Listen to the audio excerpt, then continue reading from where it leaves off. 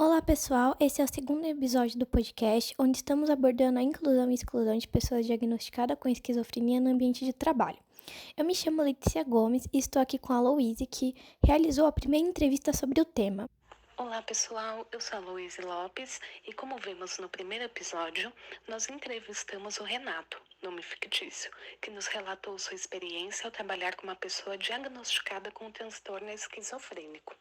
E no episódio de hoje, nosso objetivo é entender melhor a visão das empresas sobre os indivíduos nessas condições. Lembrando que não estamos aqui para julgar os entrevistados, e sim para entender e discutir como essas pessoas são recebidas ou não no mercado de trabalho. Vamos relembrar as principais informações que foram faladas no episódio anterior. Lembrando que todas as informações foram embasadas em artigos científicos e no Manual Diagnóstico e Estatístico de Transtornos Mentais, o DSM-5. O transtorno esquizofrênico acomete cerca de 1% da população mundial, e os sintomas costumam surgir perto dos 20 e meados dos 30 anos.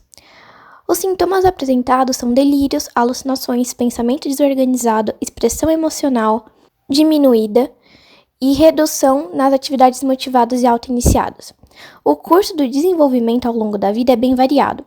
Parte dos casos apresentam um curso favorável e às vezes uma recuperação completa.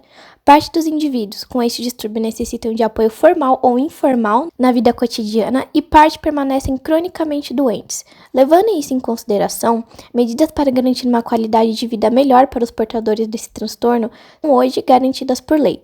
Uma delas é destinada aos indivíduos que sofrem uma grave alteração na consciência, que lhes dá o direito de recorrer ao INSS para receber uma aposentadoria por invalidez. Porém, para caso em que a pessoa possui um quadro estável com tratamento e uso de medicamentos, entende-se que há condições para que possam trabalhar. Mas então vamos entender um pouquinho como funciona o tratamento. Uma vez que a pessoa começa a apresentar sintomas e comportamento alterados, geralmente ela não percebe que está doente, pois ela realmente acredita que as vozes que está ouvindo e os perigos que ela sente são reais. Na maioria das vezes, são os familiares que levam a pessoa até o psiquiatra ou, em casos mais extremos, acionam socorro para fazer uma internação. Uma vez que o psiquiatra faz o diagnóstico do transtorno esquizofrênico através de exames físicos para excluir outras possíveis doenças e verifica os sintomas através dos relatos do paciente e dos familiares, começa o tratamento com remédios que serão dosados de acordo com a necessidade de cada pessoa.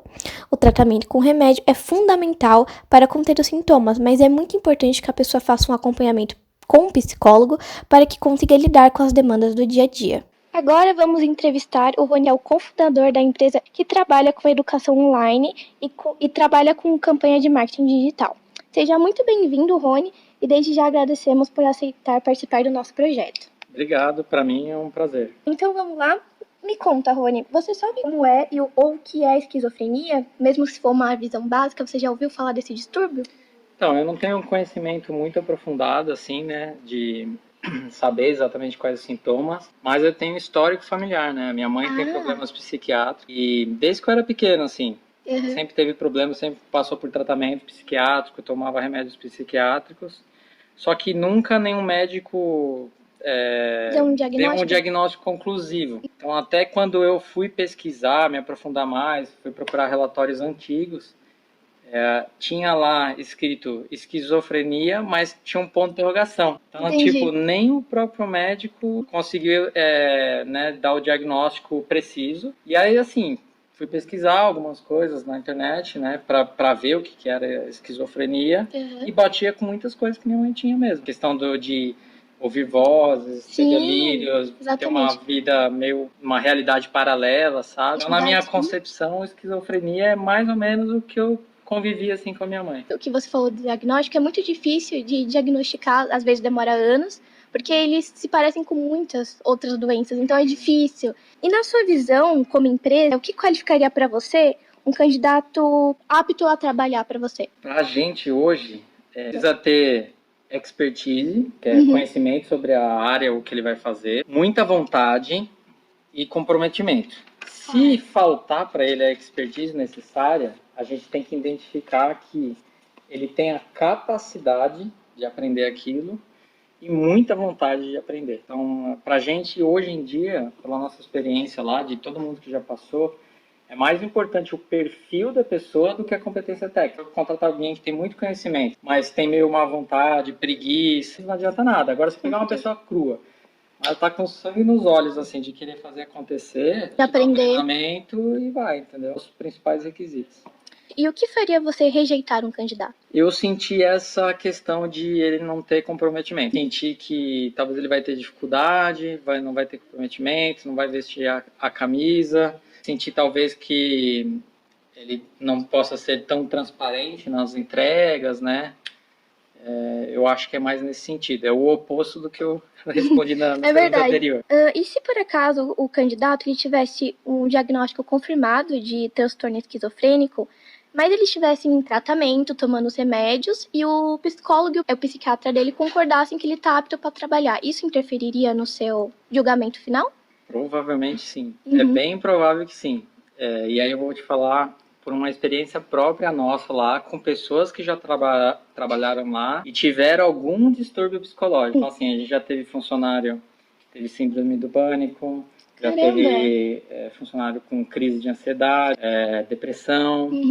Então, assim, todas as vezes que isso aconteceu, a gente tentou contornar, deu apoio para a pessoa e tudo mais, mas isso gerou um trauma na gente. Assim, tipo, foi muito traumático para a empresa, para a equipe, para os projetos que estavam em andamento. Então, provavelmente, se a gente soubesse que isso atrapalharia o desempenho da pessoa e tivesse uma outra pessoa capacitada no mesmo nível, só que sem esses problemas, provavelmente a gente daria preferência para outra pessoa. É porque é outra demanda que vocês têm que lidar fora os interesses da empresa. Eu tive funcionário lá que, tipo, ficou 2 semanas sem aparecer, sem dar nenhuma notícia, e a gente, tipo, mandava mensagem, não respondia nada.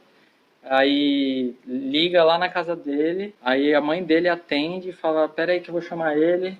Aí ele atende o telefone, a gente fala, cara, faz 2 semanas que você não vem trabalhar. A gente não sabia, né, que ele tinha algum problema. Faz 2 semanas que você não vem trabalhar, não deu notícia, tá de férias, você abandonou o emprego, você não apareceu mais aqui. Ele falou, cara, faz 2 semanas que eu não saio do meu quarto. Então, tipo assim, é o tipo de coisa que a gente não sabia nem como lidar, sabe? É outra demanda. E se não tiver um apoio psicológico, fica muito difícil da pessoa realmente conseguir ir pra Na empresa. época, inclusive, a gente pagou até um psicólogo pra ele Que passar. incrível! Ele teve um tempo que continuou, a gente deu apoio para ele continuar trabalhando, ele passou por um psicólogo, a gente pagava esse psicólogo para ele, mas aí, sabe, ele sempre teve umas recaídas e ele mesmo acabou optando por sair. Ah, ele optou. Ele mesmo optou por sair. E aí a gente ficou meio com essa ferida, sabe? Claro. Gostava dele, mas dá dor de cabeça. Se pudesse, a gente não teria uma pessoa com esses problemas. Eu gostei muito da iniciativa da empresa de contratar um psicólogo, porque tem gente que tem empresas que nem se importam. Então, houve uma preocupação que eu gostei muito de saber que vocês fizeram. Isso é muito legal. Que é um passo diferente da maioria das empresas. Sim. Então, passo maior para uma inclusão maior. E você acabou de falar do receio, mas então eu imagino que você ficaria receoso se uma pessoa com esse diagnóstico confirmado trabalhasse com você, e você se preocuparia com o relacionamento dela com a sua equipe? Sim, mas não muito nessa questão do relacionamento social, né? Eu penso mais na questão empresarial da coisa, assim, em termos de produtividade, porque assim, hoje em dia lá nossos projetos, eles são fatiados em muitas competências. Então assim, ninguém pega um projeto e inicia, faz e termina ele sozinho. Então assim, uma pessoa que estiver fazendo parte do projeto e não tiver a entrega dela, vai complicar a entrega de todo mundo. Eu acho que nesse ponto, aí prejudicaria bastante. Você tem esse receio com todo candidato também? Com todo candidato recém-contratado? Você tem esse receio que ele faça que isso acabe ocorrendo? Tenho. De certa forma, acho que no início a gente sempre tem esse receio, né? Então, assim, é sempre um teste no começo. Mas acaba sendo receio com todos, né? Só que eu acho que se você fica sabendo que a pessoa já tem algum transtorno, alguma coisa assim, você já fica Você fica mais ainda, né? E por fim, Rony, depois da nossa conversa, depois do que eu te expliquei do que é esquizofrenia, dos sintomas, qual é a sua visão agora? Alguma coisa do que eu disse ou do que você pensou agora, de tudo que a gente conversou, mudou? Como que tá o seu entendimento agora sobre o transtorno?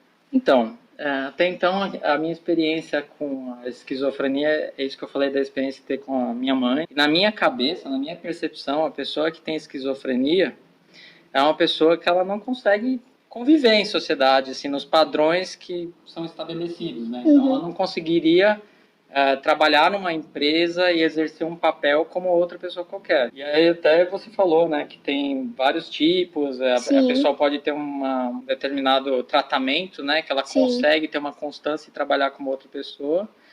A gente poderia até avaliar assim, mas com certeza as minhas experiências anteriores ia pesar na hora da decisão. E provavelmente eu daria oportunidade para uma pessoa dessa, uma pessoa que tivesse esse diagnóstico e eu julgasse ela competente, se ela viesse com uma carta de recomendação de alguém que eu confie. Então ela trabalhou numa empresa anterior ou trabalhou com alguém que eu conheço. E alguém recomendou. E alguém recomendasse. Fala, não, pode ficar tranquilo. Enquanto ela esteve aqui, ela soube prestar o serviço, tudo mais, né? Então, para mim, aí eu acho que eu ficaria muito mais confiante. Agora, no escuro, tipo, sei lá, o primeiro emprego da pessoa, eu ficaria muito com o pé. É o que eu falo pro pessoal lá, né? Por que eu não contrato amigo?